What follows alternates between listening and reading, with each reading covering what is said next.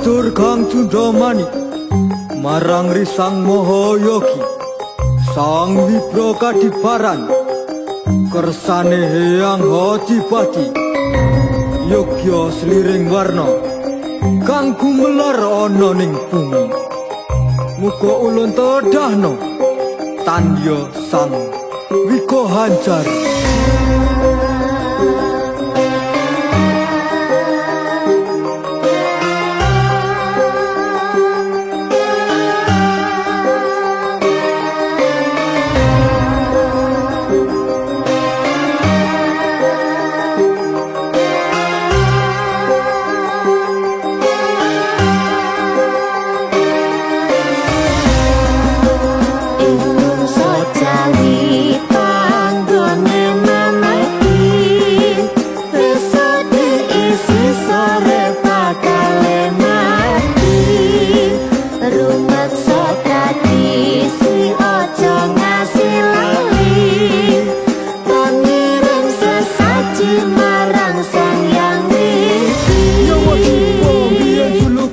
Pejarah Cina Fayan sing wis tekan kene 2000 tahun silam sebelum Masehi, bangsa Atlantis lah yang menguasai, membawa aliran hitam sampai ke pelosok Jawa. Raja Waifas pasta kirim utusan ke Nusantara 78 Masehi tahun tepatnya. Jangan sampai tutup mata, mari buka sejarahnya. Indonesia Jawi panggone mamati, besok diisi sore bakale mati. Rumeksa tradisi ojo ngasih lali, kon ngirim sesaji marang Sang Hyang Widi.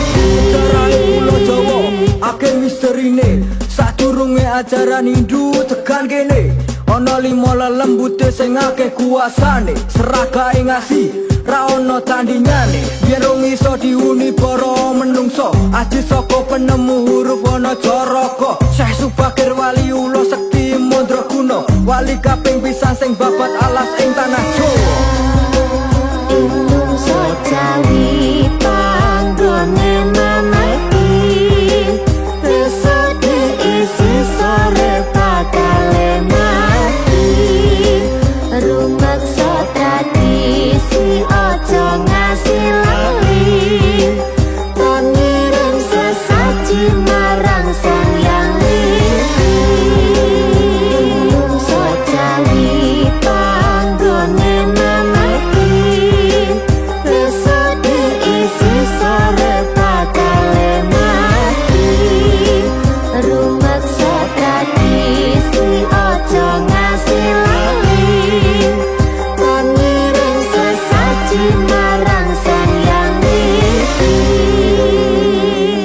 Sejatine menungso kuwi dadi panggone salah, ananging aja rumangsa dadi menungso sing ra gelem kalah.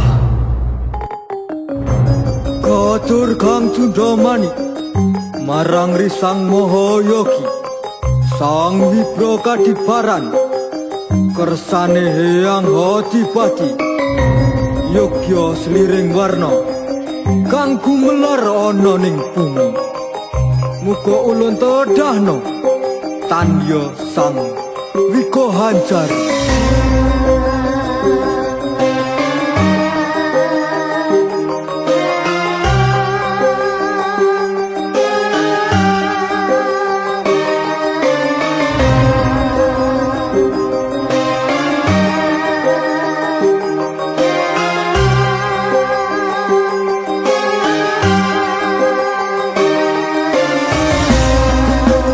Indonesia Jawi panggone mamati, besok diisi sore bakale mati.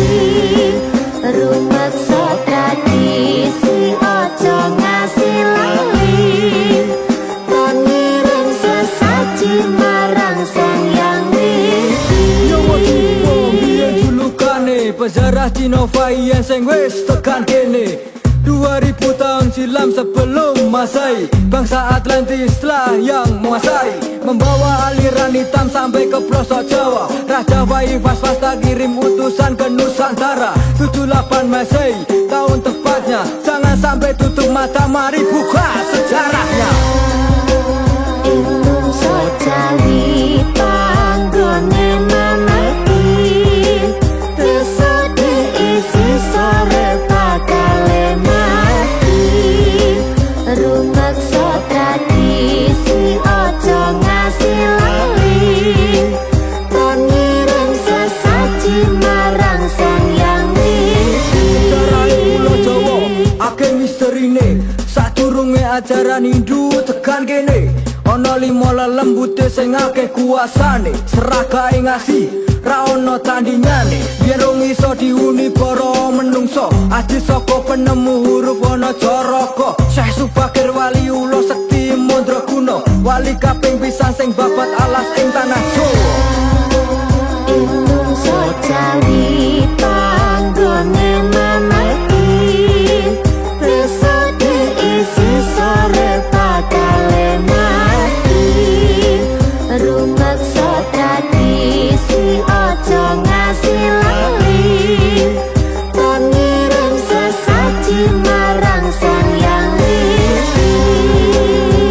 Indonesia Jawi panggone mamati, desa diisi sore bakale mati. Rumeksa tradisi ojo ngasih lali, kon ngirim sesaji marang sang yang widi. Sejatine menungso kuwi dadi panggone salah, ananging aja rumangsa dadi menungso sing ra gelem kalah. Kodur Kang Cundamani marang Risang Mahayogi, Sang Wibra Kadiparan, kersane Hyang Adipati, Yogya sliring warna kang gumelar ana ning bumi. Muga ulun tedahno tanya Sang Wikohanjar.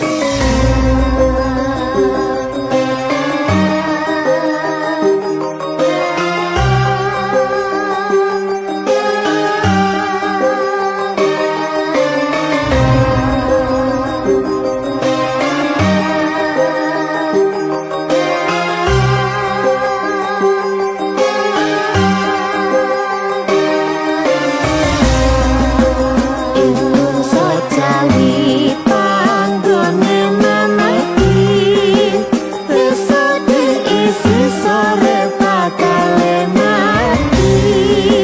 Rumeksa tradisi ojo ngasih lali, kon ngirim sesaji marang sang yang widi. Nyawa Jipo biyen julukane pejarah Cina Fayen sing wis tekan kene. 2000 tahun silam sebelum Masehi, bangsa Atlantis lah yang menguasai, membawa aliran hitam sampai ke pelosok Jawa. Raja Waifas tak kirim utusan ke Nusantara. 78 Masehi tahun tepatnya, jangan sampai tutup mata, mari buka sejarahnya.